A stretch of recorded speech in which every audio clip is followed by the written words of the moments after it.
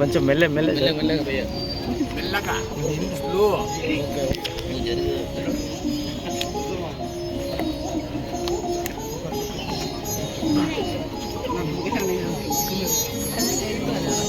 చూసుకోండి.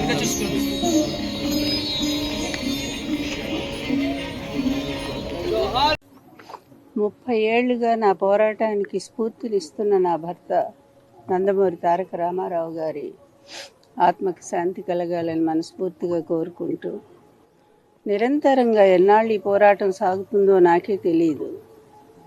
కళ్ళ ముందు ఎన్ని జరుగుతున్నా కూడా, ఎన్ని అకృత్యాలు జరుగుతున్నా కూడా బాధపడుతూనే ముందుకు సాగిపోతూనే ఉన్నాను. ఇప్పటికి కూడా ఈ అబద్ధాల ప్రపంచం, ఈ దుర్మార్గుల అరాచకం నన్ను వెంటాడుతూనే ఉంది, వేధిస్తూనే ఉంది.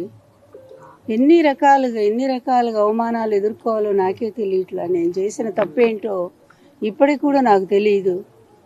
ఆయన నన్ను వివాహం చేసుకున్నారు, అందరి ముందే చేసుకున్నారు, లక్షలాది జనం ముందు అనౌన్స్ చేసి చేసుకున్నారు, భారీగా ఇంటికి తీసుకొచ్చారు, గౌరవం ఇచ్చారు. చివరి వరకు ఆయన ఆరోగ్యం కోసం, ఆయన ఆనందం కోసం, తర్వాత ఆయన అధికారంలో రావటం కోసం నిరంతరం కృషి చేశాను. ఒక చిన్న పదవి తీసుకోలేదు, ₹1 డబ్బు ఆశించలేదు, నిస్వార్థంగానే మిగిలిపోయాను. చివరికి ఆయన వెళ్ళిపోయారు. ఎందుకు వెళ్ళిపోయారో కూడా తెలుసు, ఎన్ని కుతంత్రాలు జరిగాయో. ఆ తర్వాత కూడా వాళ్ళు వదిలిపెట్టకుండా అదే అబద్ధాలను కంటిన్యూ చేస్తూ నా జీవితాన్ని నాశనం చేయడానికి ప్రయత్నం చేస్తూ ఉన్నారు.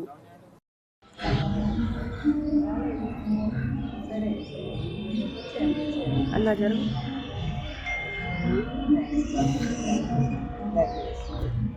అవునా? సరేనా?